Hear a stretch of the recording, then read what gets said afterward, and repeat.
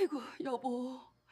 다리에 피가 안 통해서 다리를 잘라내야 할지도 모른다니 이게 무슨 날벼락이야. 30년 동안 노년내과 현장에서 수만 명의 어르신을 만난 전문의 이동훈입니다. 방금 들으신 절규는 결코 남의 집 이야기가 아닙니다. 바로 어제 제가 진료실에서 마주한 한 가족의 비극적인 현실입니다. 여러분, 오늘 밤 잠자리에 들기 전 자신의 다리를 한번 만져보십시오. 혹시 얼음장처럼 차갑지는 않으신가요? 아니면 밤마다 종아리에 쥐가 나서 비명을 지르며 깨지는 않으십니까? 많은 분이 그저 나이가 들어서 혹은 낮에 조금 많이 걸어서 생기는 단순한 근육통이라고 착각하며 파스 한 장 붙이고 넘기곤 합니다. 하지만 제가 분명히 경고합니다. 그 저림과 통증은 여러분의 혈관이 보내는 마지막 비명입니다. 하지 혈류가 막히기 시작하면 우리 몸은 서서히 썩어 들어갑니다. 심장에서 뿜어져 나온 혈액이 발끝까지 갔다가 다시 돌아오지 못하면 그 피는 정체되어 톡소가 되고 결국 혈관을 막아버리는 거대한 댐이 됩니다. 이 신호를 무시한 결과는 참혹합니다. 하지 허혈로 인한 괴사, 심하면 다리를 절단해야 하는 상황, 더 나아가 막힌 혈전이 심장이나 뇌로 튀어 올라가 뇌졸중이나 심근경색으로 급사하는 비극이 오늘 밤 여러분에게도 일어날 수 있습니다. 지금 이 영상을 보느냐 아니냐가 여러분의 남은 30년 삶을 침대 위에서 보낼지 아니면 사랑하는 손주들의 손을 잡고 공원을 산책하며 보낼지를 결정할 것입니다. 저는 오늘 여러분께 단순히 다리 저림을 완화하는 법을 알려드리려는 것이 아닙니다. 자식들에게 짐이 되지 않고 내 발로 당당하게 100세까지 걸을 수 있는 생명의 줄기를 살려내는 법을 말씀드리려 합니다. 지금부터 제가 알려드리는 내용은 의학, 교과서에도 나오지 않는 수만 명의 임상 데이터를 통해 확인된 혈관 재생의 비밀입니다. 뒤로 갈수록 여러분이 상상도 못했던 혈관을 순식간에 뻥 뚫어주는 반전의 음료와 식재료가 등장할 예정이니 단 1초도 놓치지 마십시오. 특히 마지막에 공개할 습관 하나만 바꾸셔도 내일 아침 여러분의 다리는 마치 20대 청년처럼 가벼워질 것입니다. 이 강의는 여러분의 생명을 지키는 골든타임입니다.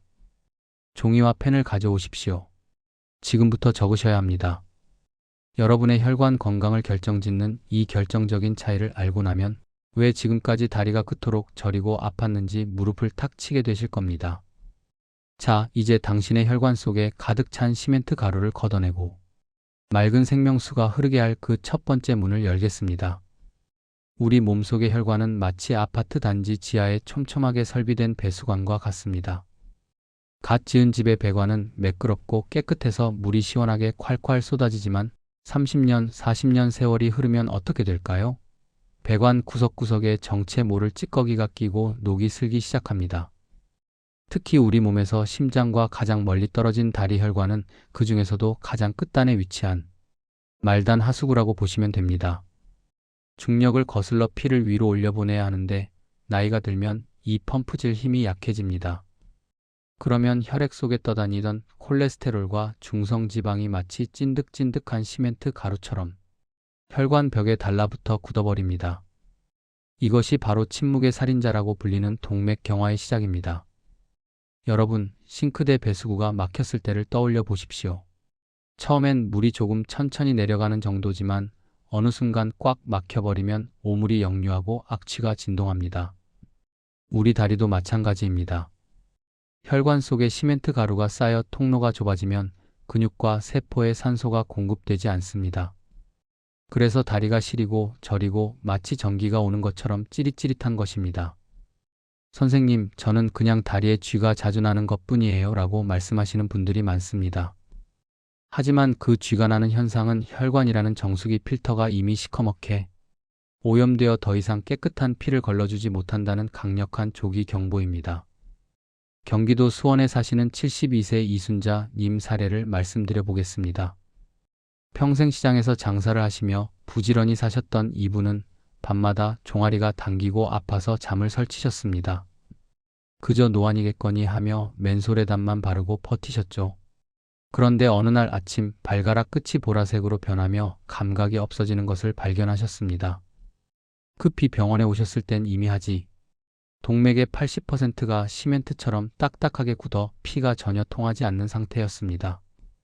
조금만 늦었더라면 다리를 절단해야 했을 정도로 위급한 상황이었죠. 이순자님은 제게 눈물을 흘리며 말씀하셨습니다. 의사 선생님, 진작 이 신호를 알았더라면 이렇게 자식들 가슴에 대못을 박지는 않았을 텐데요. 여러분, 다리는 우리 몸의 제2의 심장입니다. 다리 혈관이 막히는 것은 단순히 다리만의 문제가 아닙니다.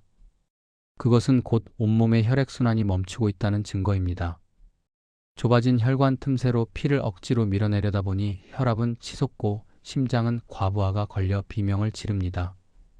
이제 왜 여러분이 단순히 파스를 붙이고 물리치료를 받는 것만으로는 다리 저림을 해결할 수 없었는지 이해가 가실 겁니다. 근본적인 원인은 낡고 오염된 정수기 필터, 즉 혈액의 질과 혈관의 탄력에 있기 때문입니다. 그렇다면 이 꽉 막힌 하수구를 어떻게 뚫어야 할까요? 화학약품을 들이부어야 할까요? 아닙니다.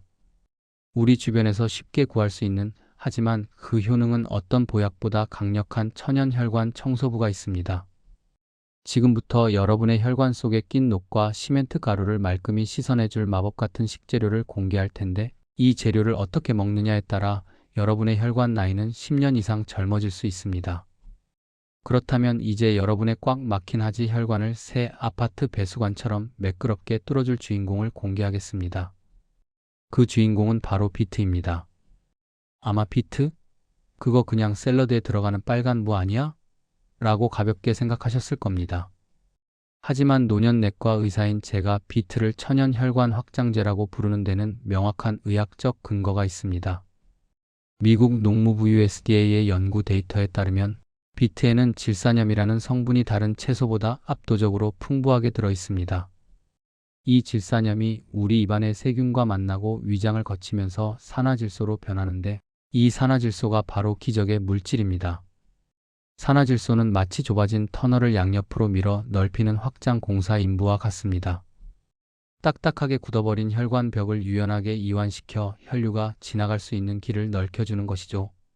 특히 심장에서 가장 먼 발끝까지 피를 밀어내지 못해 고생하는 시니어분들에게 비트는 그야말로 가뭄의 단비와 같습니다. 하지만 비트는 그냥 씹어 먹는다고 다가 아닙니다. 어떻게 조리하고 언제 먹느냐에 따라 혈관 청소 효과가 5배 이상 차이 납니다. 제가 제안하는 가장 강력한 방법은 바로 익힌 비트 주스입니다. 생비트에는 소량의 독성이 있고 식이섬유가 너무 단단해 시니어분들이 드시면 소화가 안 되거나 설사를 하실 수 있습니다. 먼저 비트를 깨끗이 씻어 껍질째 찜기에 넣고 10분에서 15분 정도 찌십시오. 젓가락으로 찔렀을 때 쑥 들어갈 정도면 충분합니다. 이렇게 익히면 영양 성분의 흡수율이 비약적으로 올라갑니다. 그 다음이 핵심입니다. 익힌 비트 4분의 1 조각에 사과 반 개, 그리고 레몬즙 한 큰술을 넣고 함께 가세요. 레몬의 비타민C가 비트의 철분 흡수를 돕고 혈관벽을 보호하는 항산화 효과를 극대화합니다. 이 음료를 아침 공복에 드시는 것을 강력히 추천합니다. 자는 동안 끈적해진 혈액을 깨우고 하루 종일 다리로 내려갈 혈류의 고속도로를 미리 닦아놓는 작업이기 때문입니다. 실제로 경상남도 진주에 사시는 68세 박철수님은 30년 넘게 운전 일을 하시며 다리 정맥류와 극심한 저림으로 고생하셨습니다. 밤마다 자식들이 다리를 주물러주지 않으면 잠을 못 주무셨죠. 그런데 저와 상담 후 이 비트 사과 주스를 딱 3주간 꾸준히 드셨습니다. 2주 차가 되던 날 박철수님이 전화를 주셔서 원장님, 이제 밤에 쥐가 안 나서 살 것 같습니다. 다리가 따뜻해졌어요 라며 아이처럼 기뻐하셨습니다. 이것이 바로 질산염의 힘이고 혈류의 기적입니다. 비트를 보관하실 때는 수분이 빠져나가지 않게 신문지나 키친타월로 감싸서 냉장고 신선칸에 두십시오. 미리 쪄둔 비트는 밀폐 용기에 담아 3일 내로 드시는 것이 가장 신선합니다. 여러분, 비트는 단순한 음식이 아닙니다. 여러분의 다리에 새 생명을 불어넣는 붉은 수혈액과 같습니다. 지금 당장 냉장고에 비트가 있는지 확인해 보십시오. 없으시다면 내일 아침 시장에 가셔서 가장 붉고 단단한 놈으로 골라오셔야 합니다. 좋은 음식을 찾아 드시는 것도 중요하지만 제가 진료실에서 만나는 어르신들을 보면 정말 안타까울 때가 많습니다. 몸에 좋다는 소문에만 휘둘려 정작 본인의 혈관을 갉아먹고 계시기 때문입니다. 가장 대표적인 잘못된 상식이 바로 다리가 저리니 무조건 뜨거운 물에 푹 담그면 낫는다는 믿음입니다. 여러분, 뜨거운 물에 발을 담그는 족욕이나 반신욕이 일시적으로는 혈액순환을 돕는 것처럼 느껴지시죠? 하지만 아직 동맥경화가 이미 진행된 분들에게 지나치게 뜨거운 물은 독이 될 수 있습니다. 혈관이 딱딱해진 상태에서 갑자기 높은 열이 가해지면 혈관이 확장되는 것이 아니라 오히려 주변 조직의 산소 요구량만 급격히 늘어납니다. 그런데 막힌 혈관은 산소를 충분히 공급해주지 못하죠. 결국 산소 부족으로 세포가 손상되거나 심하면 화상을 입어도 감각이 둔해져 알아차리지 못하고 괴사로 이어지는 비극이 발생합니다. 의사 선생님, 전 다리가 차가워서 뜨겁게 지져야 시원해요 라고 말씀하셨던 전라도 광주의 75세 김영희님 사례를 보십시오. 김영희님은 매일 밤 45도가 넘는 뜨거운 물에 발을 1시간씩 담그셨습니다. 결과는 어땠을까요? 발끝에 미세혈관들이 버티지 못하고 터져버려 발가락 끝이 시커멓게 죽어가는 상태로 저를 찾아오셨습니다. 족욕은 반드시 체온보다 약간 높은 3840도 사이에서 15분 내외로 끝내셔야 합니다. 또한 혈류에 좋다고 해서 짠 음식을 피하는 것까진 좋은데 무조건 싱겁게만 드시는 것도 위험합니다. 우리 몸의 혈액은 적절한 전해질 농도가 유지되어야 펌프질이 원활해집니다. 너무 저염식만 고집하면 오히려 혈류량이 줄어들어 혈압이 떨어지고 다리 근육의 경련을 유발할 수 있습니다. 특히 시멘트 가루 같은 과다 미네랄을 피하겠다고 영양제를 수십 알씩 드시는 분들 주목하세요. 칼슘 영양제를 과다하게 복용하면 이 칼슘이 혈관벽에 달라붙어 혈관을 석회화, 즉 유리 조각처럼 날카롭고 딱딱하게 만듭니다. 혈관은 고무줄처럼 탄력이 있어야 하는데 유리관처럼 변해버리면 작은 압력에도 터지거나 막히게 됩니다. USDA의 지침을 봐도 천연 식재료를 통한 섭취를 권장하지 검증되지 않은 고용량 영양제 폭탄은 권하지 않습니다. 남들이 좋다니까 나도 먹어야지라는 생각은 자식들에게 짐이 되는 지름길입니다. 자, 이제 잘못된 상식을 바로잡았으니 여러분의 상식을 뒤엎는 진짜 반전의 식재료를 소개해드릴 차례입니다. 의사들끼리 회식 자리에서 건강 이야기를 할 때 빠지지 않고 등장하면서도 정작 환자들에게는 자세히 알려주지 않았던 반전의 식재료가 있습니다. 바로 카카오 함량이 높은 쌉싸름한 다크 초콜릿입니다. 선생님, 당뇨 걸릴까봐 단 것은 입에도 안 되는데 초콜릿이라니요? 라고 놀라실 겁니다. 하지만 제가 말씀드리는 것은 마트 계산대 앞에 있는 설탕 덩어리 밀크 초콜릿이 아닙니다. 카카오 함량이 70% 이상인 진짜 카카오입니다. 카카오 속에는 플라바놀이라는 성분이 들어있는데 이것이 혈관 내피세포의 기능을 회복시키는데 엄청난 역할을 합니다. 앞서 말씀드린 비트가 혈관이라는 터널을 넓히는 공사인부라면 다크 초콜릿의 플라바놀은 그 터널 벽에 매끄러운 코팅제를 바르는 역할을 합니다. 혈전, 즉 피떡이 혈관 벽에 달라붙지 않게 방지하고 혈액의 점도를 낮춰주는 것이죠. 질병관리청의 혈관 건강 지침을 봐도 항산화 물질의 섭취는 혈류 개선에 필수적입니다. 특히 하지 불안 증후군으로 다리를 가만히 두지 못하고 뒤척이는 분들에게 이 카카오는 근육의 긴장을 완화하고 신경을 안정시키는 마그네슘까지 풍부하게 제공합니다. 경기도 안양에 사시는 65세 퇴직 공무원 최명원님은 당뇨 전 단계라 단 것을 극도로 멀리하셨습니다. 그런데 다리가 너무 저려 밤잠을 설치자 제가 하루에 딱 2조각 카카오 85% 다크 초콜릿을 권해드렸습니다. 처음엔 의사가 사탕 발림한다며 의심하셨지만 일주일 뒤 최명호님의 표정은 완전히 바뀌었습니다. 원장님, 신기하게 다리 통증이 줄고 잠이 깊이 옵니다. 라고요. 여러분, 초콜릿은 간식이 아니라 약입니다. 단, 반드시 식후에 한두 조각만 드셔야 하며 입안에서 천천히 녹여 드실 때 그 성분이 뇌와 심장으로 가장 빠르게 전달됩니다. 시멘트 가루처럼 텁텁하던 혈액이 다크 초콜릿의 도움으로 매끄럽게 흐르기 시작하면 여러분의 발끝은 다시 온기를 되찾게 될 것입니다. 의사들이 바쁜 진료 시간 틈틈이 초콜릿을 한 조각씩 챙겨 먹는 이유가 바로 여기 있습니다. 뇌 혈류를 살려 집중력을 높이고 다리의 피로를 풀기 위함이죠. 자, 그런데 이 초콜릿과 비트의 효과를 5배, 아니 10배 이상 끌어올려줄 환상의 궁합이 또 있습니다.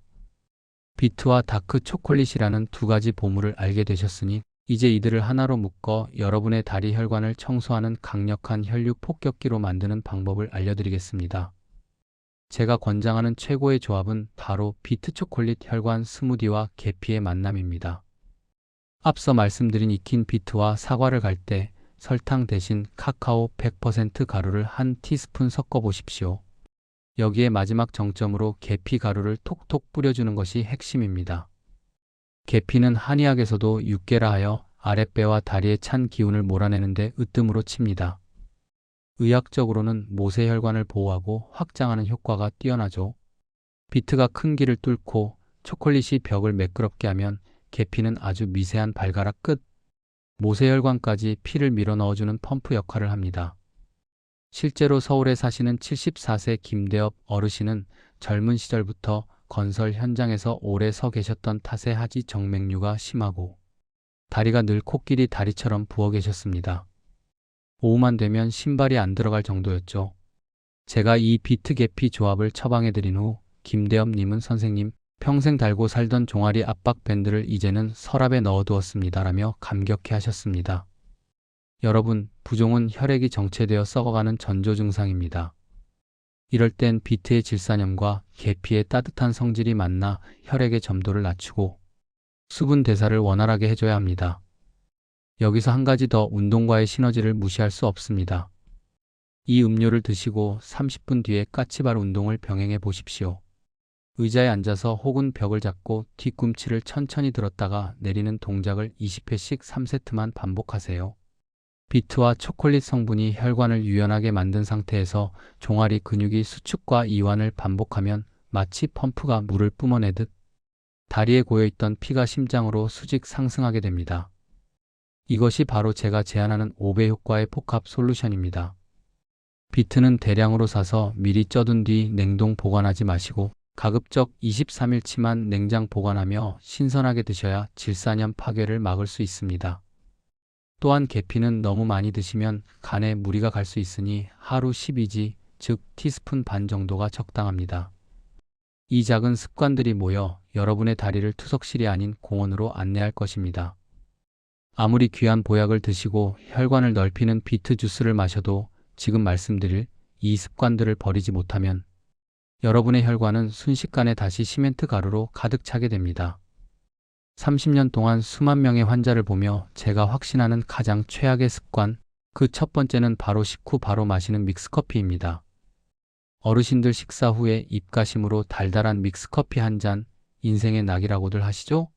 하지만 믹스커피 속의 설탕과 경화유지는 혈관 속에 유리 조각을 뿌리는 것과 같습니다.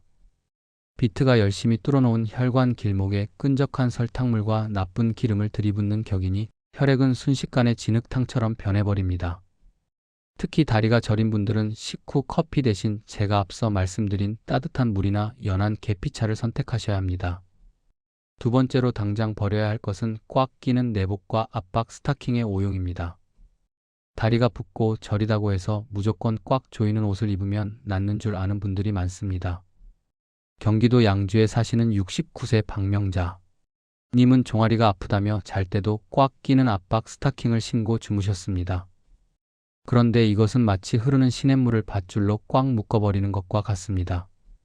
낮에 활동할 때 신는 의료용 압박 스타킹은 도움이 되지만 잘 때는 혈압이 낮아지기 때문에 오히려 혈류를 완전히 차단해 괴사를 부를 수 있습니다. 밤에는 다리를 심장보다 10cm 정도만 살짝 높게 괴어주는 것만으로도 충분합니다. 마지막으로 가장 위험한 습관은 TV 보며 소파에 오래 앉아있는 것입니다. 저는 누워있지 않고 앉아있으니 괜찮아요 라고 하시지만 사실 앉아있는 자세는 사타구니 혈관을 꺾어놓는 행위입니다. 마치 호스를 발로 밟고 물이 나오길 기다리는 것과 같죠. 1시간 앉아있었다면 반드시 5분은 일어나 제자리 걸음을 하거나 앞서 말씀드린 까치발 운동을 하셔야 합니다.